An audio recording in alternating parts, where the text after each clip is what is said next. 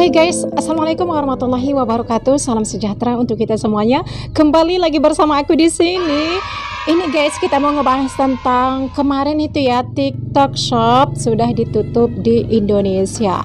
Bahkan dengan ditutupnya TikTok Shop Indonesia ini guys, banyak warga negara tetangga kita khususnya mereka berkomentar tentang TikTok Shop di Indonesia ditutup. Mereka mencari-cari alasan kenapa ditutup gitu. Jadi kita lihat seperti apa komentar negara tetangga kita mengenai TikTok Shop di Indonesia, kenapa bisa ditutup. Rasa penasaran orang itu akhirnya terjawab sudah. Kita lihat ini videonya guys. Sebelum menyaksikan video ini, berikanlah komentar Anda yang positif dan saksikan videonya sampai selesai agar tidak terjadi kegagalan paham antara aku, dirimu, dan dirinya. Ya nggak sih? Iya. Oke, jangan berlama-lama lagi, langsung saja kita react videonya. Ini dia videonya. Oke, kita lihat ini videonya, penyebab TikTok Shop ditutup di Indonesia. Kita nggak sadar. Tahu-tahu kita sudah dijajah secara ekonomi. Dijajah secara ekonomi. Saya sebutkan aplikasi apa. Sudah mencapai 123 juta orang masuk ke aplikasi itu. Hanya dalam hitungan bulan. Karena pembeliannya sangat masif sekali. Artinya apa? Perilaku konsumen kita sudah dipegang. Moodnya mau kemana sudah dipegang. Arahnya mau kemana sudah bisa ditebak. Dan kita terlambat. 11.250 triliun. 11.250 triliun rupiah. Hati-hati. Kita tidak boleh hanya menjadi pasar saja. Ada potensi tapi kita hanya jadi pasarnya saja. Oleh sebab itu kita harus jadi pemain dan kita tidak boleh hanya menjadi konsumen saja. Luar biasa. Tadi 123 pernyataan dari juta Presiden tadi kita, konsumen. Guys. Kita hanya jadi konsumen dan 90% hati-hati barangnya barang impor. Lebih bahaya lagi. Bukan produk kita sendiri. Kalau produk kita sendiri kita taruh di e-commerce masih bagus, tapi 90% barang impor. Wah, 90%. Bahkan baju kemarin ada yang dijual berapa? 5.000. Wah. 5.000. Artinya di situ ada predatory pricing. Sudah mulai bakar uang, yang penting menguasai data, menguasai perilaku. Ini semua kita harus mengerti mengenai ini. Sekali lagi, jangan hanya menjadi konsumen, tetapi kita harus jadi produsen. Jangan sampai kita lena dalam hitungan bulan. Nggak mau saya terkena penjajahan era modern. Jangan mau kita terkena juga kolonialisme di era modern ini. Kita nggak sadar. Tahu-tahu kita sudah dijajah secara ekonomi. Iya.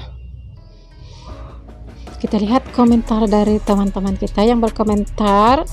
Hanya orang-orang cerdas yang paham. Terima kasih Pak Jokowi, Bapak selalu menjaga Indonesia dari penjajah ekonomi. Jujur Pak Jokowi, saya lebih suka belanja di TikTok Shop, harga lebih murah, terjangkau buat rakyat kecil seperti saya, katanya. Namanya juga para netizen, pasti ada pro dan kontranya ya. Di peringkat Kementerian Komunikasi dan Digital, kita tidak akan ambil sambil lewa ya, apa yang diusahakan dilakukan oleh negara-negara jiran. Masa yang sama kita akan teliti kesesuaian dan kewajaran bagi negara kita sendiri. Ramai di kalangan rakyat Malaysia yang menggunakan sebagai contoh platform TikTok Shop untuk mereka menjual barang.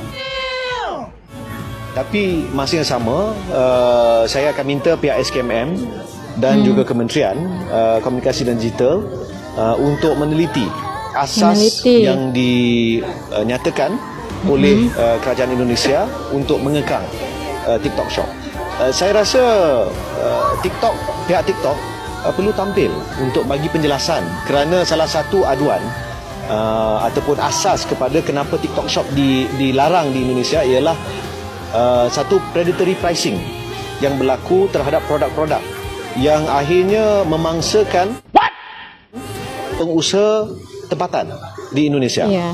Tahukah anda sebenarnya dekat negara Indonesia TikTok Shop telah diharamkan? Ianya menjadikan antara negara di dunia yang mengharamkan TikTok selepas India. Kenapa boleh jadi macam ni? Hal ini Bahasa diharamkan agak gimana gitu ya guys. Haramkan sebarang penggunaan aplikasi media sosial pada aplikasi penjualan kerana kerajaan Indonesia takut bahawa data peribadi yang ada pada aplikasi media sosial boleh dimanipulasikan pada bahagian penjualan sektor mereka. Selain itu, kerajaan Indonesia melakukan langkah ini juga kerana mereka kononnya mahu menjaga peniaga-peniaga di luar talian. Dan ini diumumkan 3 bulan selepas TikTok mengumumkan untuk meningkatkan pelaburan mereka dekat Asia Tenggara, terutama pada aplikasi TikTok Shop mereka dan terutamanya pada negara seperti Indonesia. Korang tahu tak TikTok Shop Indonesia dah kena tutup 4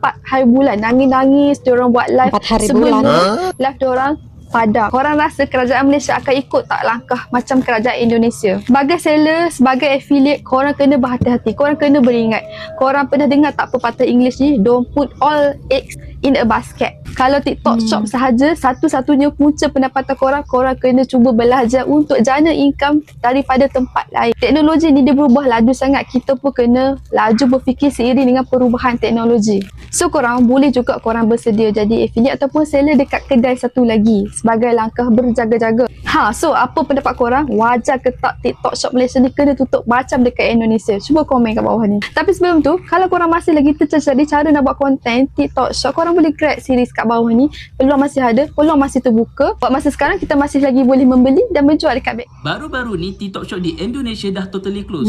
Pemerintah Indonesia terpaksa ban TikTok Shop di sana disebabkan 2 alasan. Yang pertama disebabkan data. TikTok ni dia terbagi pada 2 bahagian. Ada media sosial dan ada juga untuk e-commerce. Dari kedua-dua ni, TikTok dapat data daripada pengguna terlalu banyak. Dan itu boleh menggugat keselamatan negara. Alasan yang kedua pula, ada kemungkinan untuk berlakunya penjajahan dalam bentuk ekonomi. TikTok ni dia dapat data daripada pengguna. Barang apa yang kita suka beli, TikTok pun tahu. Jadi, data yang TikTok dapat ni, dia boleh jual pada syarikat luar. Termasuk China. Bila syarikat luar ni tahu barang apa yang kita suka beli, dia pun menghasilkan barang tersebut. Dan barang-barang tu dia akan jual di Indonesia dengan harga yang sangat murah. Orang-orang Indonesia pula dia tentu dia akan beli barang dari TikTok Shop sebab harganya lebih murah. Dan akibatnya syarikat tempatan ni boleh lingkup disebabkan tak ada demand. Inilah yang dinamakan sebagai predatory pricing. Disebabkan inilah untuk kebaikan rakyat Indonesia juga, pemerintah sana terpaksa ban TikTok Shop.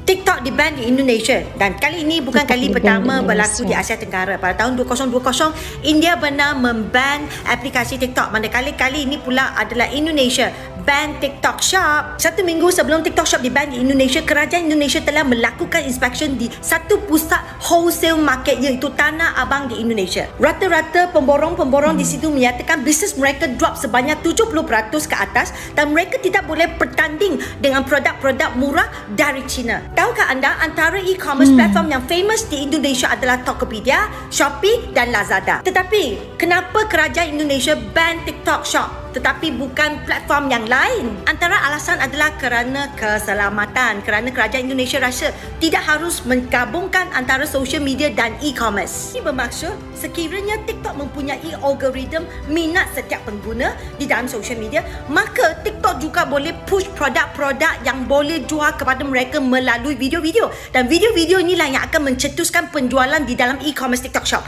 Maka perkara ini agak tidak adil untuk e-commerce lain kerana e-commerce lain tidak ada social media. Maka demi untuk melahirkan satu platform landasan e-commerce yang sihat, TikTok Shop di Indonesia terpaksa dibankan. Tapi kan, apa itu maksud tersirat? Kenapa TikTok Shop diban di Indonesia? Kalau nak tahu, jangan lupa like, share, save video ini dulu sebelumnya hilang. Yang kenapa TikTok Shop di-ban di Indonesia? Kalau bukan Sebelum dia pasal duit, bukan hilang. pasal politik, bukan pasal kuasa, apa lagi? Jadi topik-topik ini adalah di luar kawalan kita. Yang kita perlu fokus adalah, hey, awak sudah buka TikTok Shop ke? Awak sudah start buat duit di dalam TikTok ke? Awak sudah buat video konten ke?